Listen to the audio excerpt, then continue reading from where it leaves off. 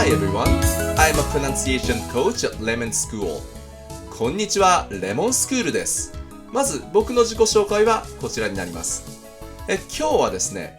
この2つの音、この2つはアメリカ人は区別しないので、皆さんも区別してはいけませんよっていう話をします。まず最初に、イギリス英語の発音記号にはこの記号が使われてないので、この記号が出てきた時点で無条件でアメリカ英語の話ということになります。イギリス英語にはこっちはありますけどね、こっちはないんです。それでアメリカ英語にこの区別がないと言われても、そんなまさかって思うかもしれません。しかもこの記号を見ると、なんとなく日本人の感覚だと、こっちは短いあ、でこっちは長いあっていうイメージですよね。でもそういうことじゃないんですよ。実はこの前もこの2つの記号が同じだっていう動画を作って知り合いに見せたら、信じてもらえなかったんですよ。それで2人で一緒にアメリカ人にAmerica のこれらの音と Button のこの音が同じかどうかを聞いたら、そのアメリカ人は同じだって言ってました。それでやっと信じてもらえたんですよ。で、しかもそのアメリカ人はそもそもこれらの音が違う発音記号で書かれてるっていうことも知りませんでした。そういうもんなんですよ。あとテストの発音問題を心配されてる方もいるかもしれませんけど、この2つとかこの2つの違いを問う問題は出ないので安心してください。発音問題を作る人たちはそういうことをしっかり分かってらっしゃるので、その心配をする必要はありません。さて、この2つなんですけど、歴史的には違う音だったんですよ。こっちの音は例えば hot, tom, body, college, conversation とか結構よく出てくる音です。で、一方こっちは father, calm, spa とか、あと外来語の macho とかに出てくる音で、この音がある単語はあんまり多くないです。それで歴史的には違う音で、今も LaBeouf っていう英語の方言のスペシャリストの先生の本によると、アメリカのニューイングランドって呼ばれる地域があるんですよね。アメリカのこの辺りの地域です。で、そのニューイングランドの中でも東の方のマサチューセッツとかその辺だと今もこの2つは区別されてるらしいんですよね。でもそれ以外の地域ではどうも、もうどこもかしこもほとんどの場所で区別されてないんですよ。いわゆる標準的なアメリカ英語では区別されてないです。で、これらの単語を見ると、なんとなく日本人のイメージでは、この2つは長いけど、あとは短いイメージですよね。でも実は標準的なアメリカ英語では全部同じで、全部長いんですよ。例えば、ワンピースにカームベルトっていう穏やかな海が出てきますけど、そのカームですね。それとトムっていうキャラもワンピースに出てきましたけど、とにかくこの2つの母音はアメリカ英語では同じなんです。しかもポイントはどっちも長いっていうことです。calm, tom。短いと、例えば gum とかのこの音、この V の逆みたいな音になってしまうから、これとはっきり区別するために、こっちは長く発音するというわけです。例えばこの終わったっていう意味のこの単語と、人の名前の don、アメリカ人の発音を聞いてみましょう。done, done, done, done。こっちの方が長いんですよ。実はこれらがアメリカ英語では事実上区別がないから辞書で書き分ける必要はない。全部こっちで書くべきだっていうことは、もう2006年くらいに中央大学の牧野武彦先生っていう方が指摘されてたんですよね。それでジーニアス英和辞典なんかはいち早くこの書き方を取り入れたんです。でもやっぱりジーニアス英和辞典でこれを取り入れた時は、ネット上でこれはおかしいんじゃないかみたいに言われてたんですよ。やっぱりこれらの単語はカタカナだとホットとかトムとかおですからね。それが発音記号でこういう風にあーみたいになってたら、日本人としてはやっぱりものすごく違和感がありますよね。確かに日本では馴染みがありませんでしたけど、ケインブリッジの英英辞典とかでは、その頃からこういう書き方になってたんですよ。こういう風に。hot, hot, bomb, bomb, calm, calm。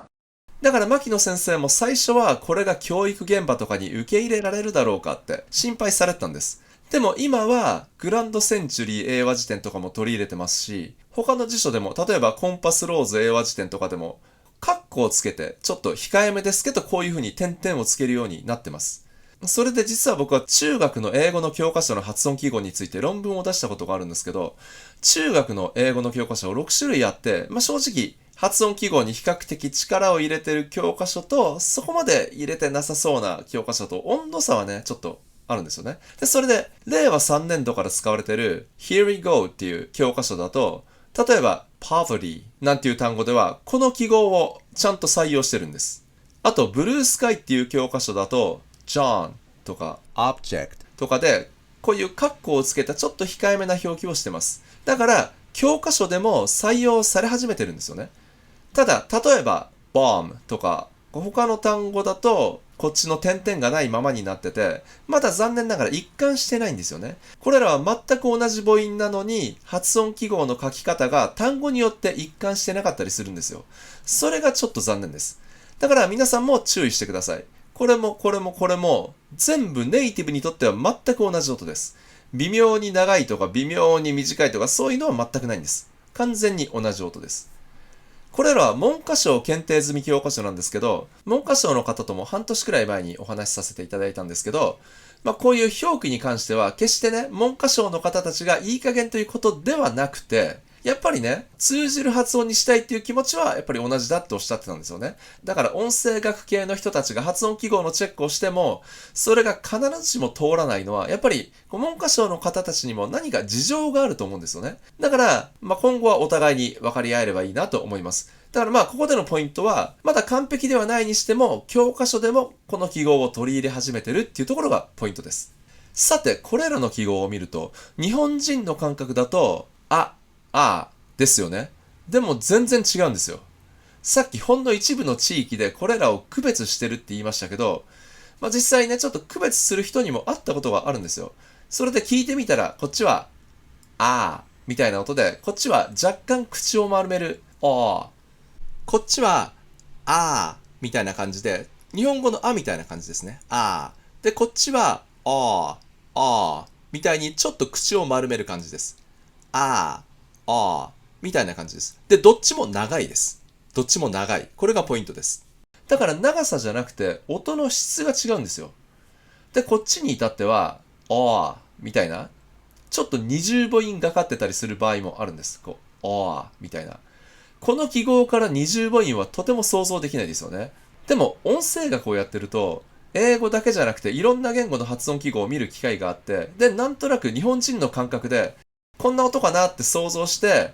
で、実際その言語のネイティブの発音を聞くと、もう想像してた音と全然違ってたっていうことがしばしばあるんですよ。だから発音記号の読み方は本当に注意が必要です。YouTube でこの区別を説明している動画があったので、ちょっと聞いてみましょう。In Boston, thought, cloth, lot, father.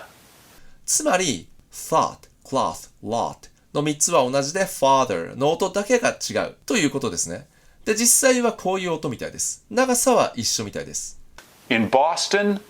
thought, cloth, lot, father. で、論文とかをいくつか見ても、僕が見つけた論文の中だと、長さの違いについて書いてないんですよね。音の質の違いしか書いてないんですよ。だから決してこれらは、っていう長さの区別じゃないみたいですね。で、しかもこの区別って、みたいな区別って日本人には難しいじゃないですか。そもそもネイティブにとっても難しいから、ネイティブも聞き取れないことが多いから、一部の地域を除いて区別しなくなっちゃったわけですからね。だから、この区別を頑張って練習しても、その違いを聞き取れないネイティブはたくさんいるんですよ。そしたらせっかくの努力が報われないですからね。だから、よっぽどこのニューイングランドの東の方の地域に思い入れがあって、ここの方言をどうしても喋りたいっていうこだわりがあるんだったら別ですけど、そうじゃないんだったら、どっちもっていう同じ発音にするのが一番現実的だと思います。発音問題にもこの2つの区別は出ないから安心してください。だからこれらは hot, Tom, body, college, conversation, father, calm, spa, macho の母音は全部同じ。長い音です。長くないとこの V の逆の音、このとちゃんと区別できないですからね。いや、しかしそれでもこういう風に書かれてるんだからどうしてもって発音したい。区別しないなんてそんなの受け入れられないってね、思うかもしれないし、その気持ちもよくわかります。ただ、どうしても区別するんだったら、まずその前に例えばこの hat, hot, hot とか wander, wonder, caught, coat, court みたいな、こういうもっと基本的な区別を全部習得して、それでも余裕があれば最後にちゃんとその地域の人の発音を聞いてから区別するという感じですね。で、あとこの方言は、これとこれを区別する代わりに、もしかしたら、例えばスパとボクシングのスパーリングとかのこれを区別しないかもしれないんです。この2つを区別しないかもしれないんです。で、実は日本語の方言でもそうなんですけど、大体標準語にはない音の区別がある方言では逆に標準語で区別するものを区別しないっていうことが結構あるんですよね。例えば、あくまで例えばですけど、標準語では全部あになるところが、ある方言ではあに2種類あるとします。でもその代わりその方言ではいとうを区別しない。みたいなね。あくまで例えばですけど、イメージとしてはこういう感じなんですよ。そういうことがよくあるんですよ。だからそうやって音の数のバランスっていうのが取れてるわけなんです。英語でも同じで、ある方言ではある区別がある代わりに別な音を区別しないっていうことがよくあるんですよ。だから、この2つを区別する代わりに何を区別しないのかっていうのをちゃんと現地の人に聞いて理解する必要があります。だからやるんだったら、やっぱりしっかりここまで考えてやらないと、中途半端にやっちゃうと、逆に結局努力が報われないっていうことになっちゃうんですよね。そういう感じです。あと、音声学を始めた人は、母音の後ろの子音が有声音だったら母音が長くなって、子音が無声音だったら母音が短くなるから、この点々はそれを表してるんじゃないかって思うかもしれません。でもそれは異音なんですよ。話者は意識してないけど、後に来る子音によって母音が勝手に長くなったり短くなったりするものです。その母音の長さは単語の意味を変えるものではないですよね。でもこのスラッシュは音素を表してます。単語の意味の違いを変えるものだけを表す記号です。だからそういう長さとは関係ないんですよ。音声学音韻論では音素と異音の違いがものすごく大事なので、これを確認してみてください。あと音声学にもっと詳しい人は、広い母音だから長いだけじゃないかって思うかもしれませんけど、それもまた違うんです。その話もまた後々します。まとめると、これらは実質アメリカ英語では区別しない。両方とも長いあ。最近は全部こっちにする記号が増えてきてます。一部区別する地域もあるらしいけど、どうやら長さの違いじゃなくて、